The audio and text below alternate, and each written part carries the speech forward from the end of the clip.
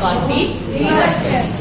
कहने का मतलब जो हमारे प्रेजेंट टेंस का चौथा भाग है वो प्रेजेंट परफेक्ट कॉन्टिन्यूअस होने वाला है। कल हमने आपको क्लास में पढ़ाया क्या था, प्रेजेंट परफेक्ट टेंस, ठीक है, जिसमें से आपके affirmative sentence, negative sentence, interrogative sentence, double interrogative sentence, interrogative negative sentence सब आपको बताया गया ना। आज हम क्या पढ़ेंगे, प्रेजेंट परफेक्ट कॉन्टिन्यूअस टेंस की पहचान पढ़ेंगे, उसमें कितने तरह से सेंटेंस बनाए जाएंगे, उसमें कौन कौन सी हेल्पिंग वर्ब यूज होती है और हेल्पिंग वर्ब के साथ और चीजें क्या दी जाती हैं, उसमें कुछ समय भी होता है, उन सबको इसी में हम क्या करेंगे, देखेंगे, ठीक है। आप ध्यान से देखिए, सबसे पहले तो आपको प्रेजेंट परफेक्ट कॉन्टिन्यूअस टेंस की पहचान याद भी होनी चाहिए। तो आपको पहले हमने पढ़ाया था कि प्रेजेंट परफेक्ट कॉन्टिन्यूअस टेंस, यानी कि क्लास जब पूरी खत्म हो गई थी, यानी कि जब आपके पूरे के पूरे टेंस को पढ़ा दिए थे, तो आपको बताया गया था प्रेजेंट परफेक्ट कॉन्टिन्यूअस टेंस की पहचान। तो आंसर बताओ जरा।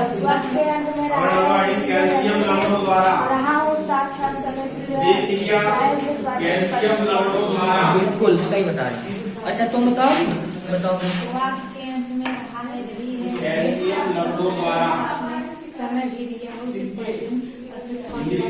चलो आंसर तुम बताओ।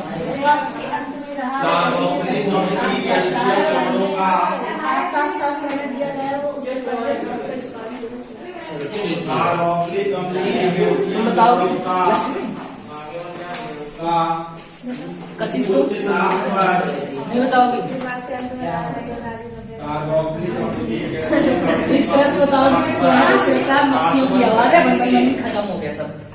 स्टार्ट तेजी से होता है, खत्म धीरे से हो जाता है। ये गलती तुम्हारी है, पहले सुन लो आप लोग। यहाँ एडमिशन ले लिए तो नहीं आ रहे हो तो गलती क्या है ना भैया।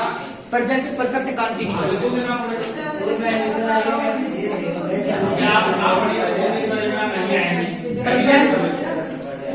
परफेक्ट भाई देखो ये चीज आपको पता कॉन्टिन्यूअस टेंस सही है ना, ठीक है। स्पेलिंग इधर देखो, स्पेलिंग देखो, ठीक है, ठीक। पहचान लिखो फटाफट। नहीं पड़ेगी यहाँ क्लास ना कर रहा हूँ, चलिए अलग की बात है, यहाँ तो हो जाएगा।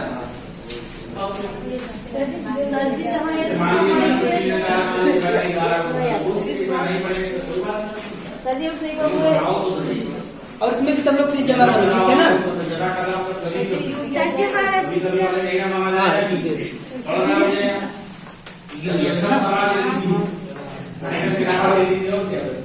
बस जिस वाक्य के अंत में रहा है, रही है, रहे हैं के साथ वाक्य में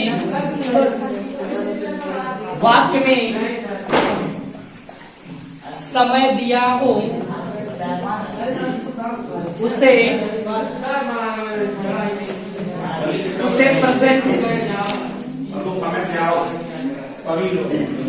परफेक्ट कॉन्टिन्यूअस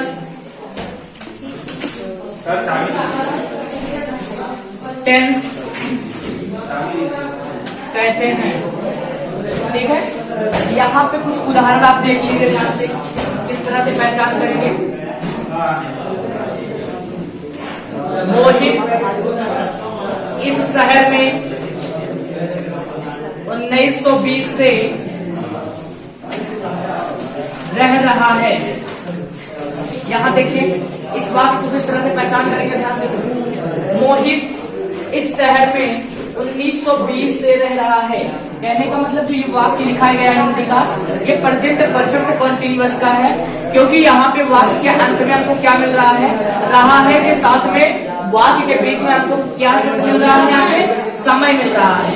जब आपको वाक्य के अंत में रहा है, रही है, रहे के साथ साथ आपको वाक्य में देखने को समय मिलता है, तब आप ये कहते हैं कि ये प्रेजेंट परफेक्ट कॉन्टिन्यूअस टेंस का वाक्य लिखा गया है, ठीक है।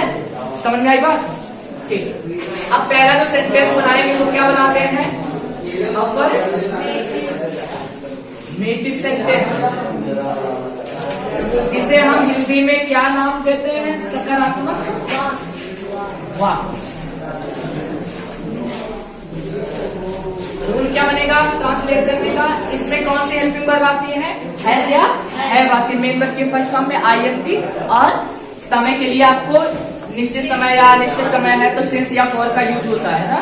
ठीक है, बस यहाँ पे लिखो ही, सी, इट, नेम। इनके साथ क्या होगा?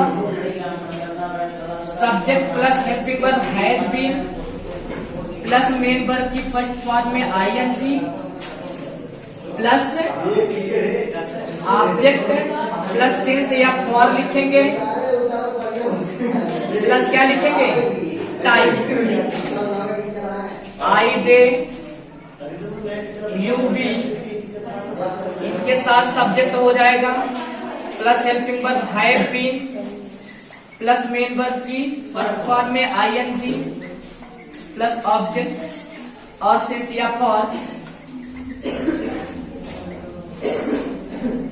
Plus time. नोट कर लो जल्दी, हो गया?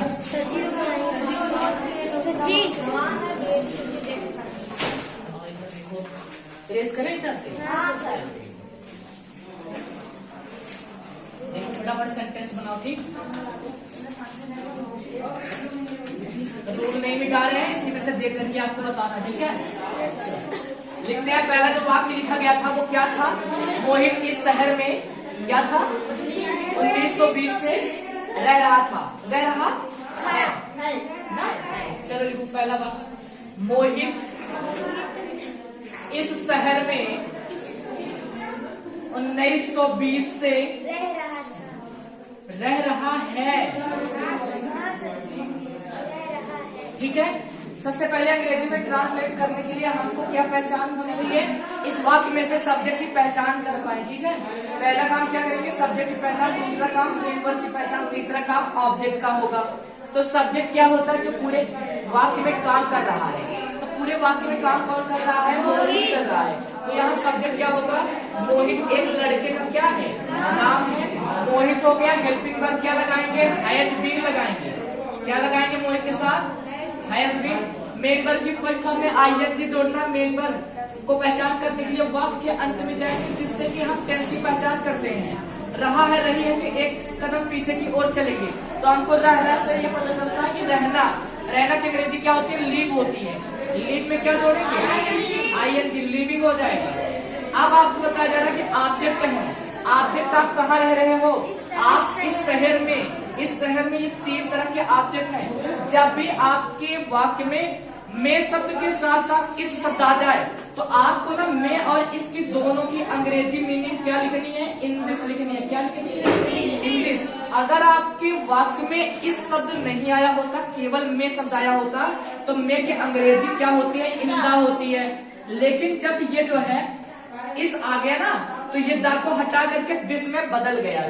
ठीक है, तो यहाँ पे लिविंग के साथ अब यहाँ पे 2 शब्द आ रहे हैं, शहर और में। इन दोनों को की अंग्रेजी हम क्या लिखने वाले हैं? In this.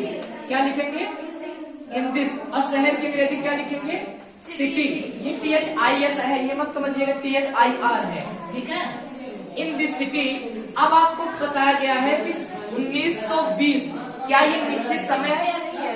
1920 यानी कि टाइम बताया गया, फिक्स टाइम है, यानी कि निश्चित समय है। हमारे वर्षों में जो है 1920 आते हैं। तो यहाँ पे सिंस लिखे, से की अंग्रेजी है फॉर। से की अंग्रेजी हम क्या लिखेंगे? सिंस। क्या लिखेंगे? 1920। ठीक,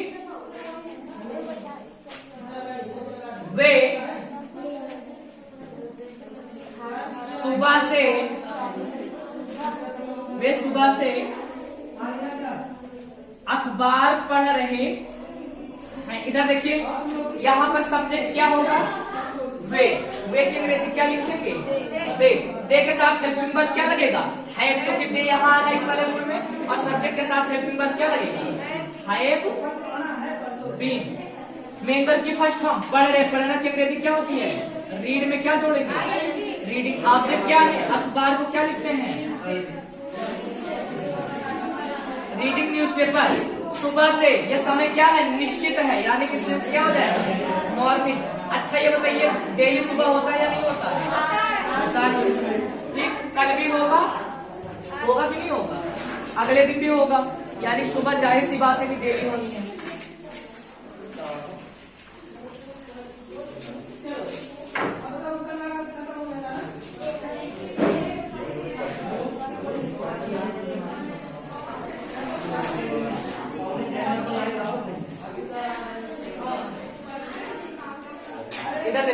हम क्रिकेट 2 बजे से खेल रहे हैं, तो हम की अंग्रेजी क्या लिखेंगे?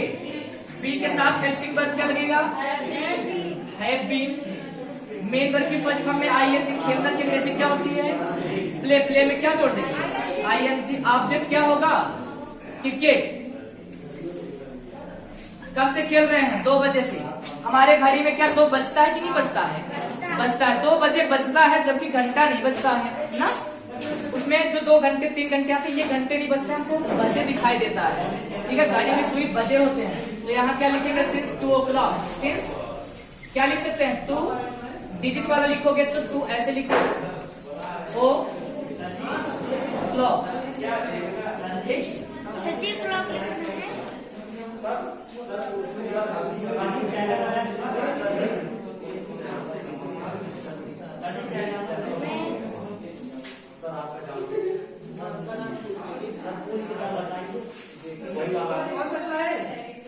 कौन सा चैनल है ये ऑनलाइन स्टडी एपी के नाम से है। ऑनलाइन स्टडी एपी ना? हाँ, ऑनलाइन स्टडी एपी। इधर देखो, मैं एक घंटे से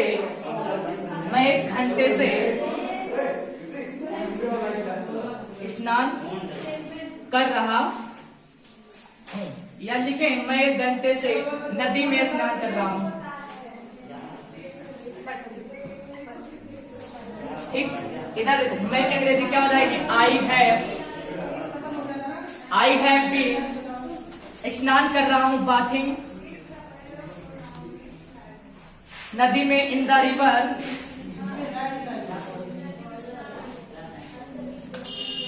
क्या लिखेंगे यहाँ पे? For 1 hour। 1 घंटे हमारे घड़ी में नहीं होते हैं। ठीक, सर जी यहाँ पे क्या है? कहाँ पे? इन के बगल। कहाँ पे बताओ?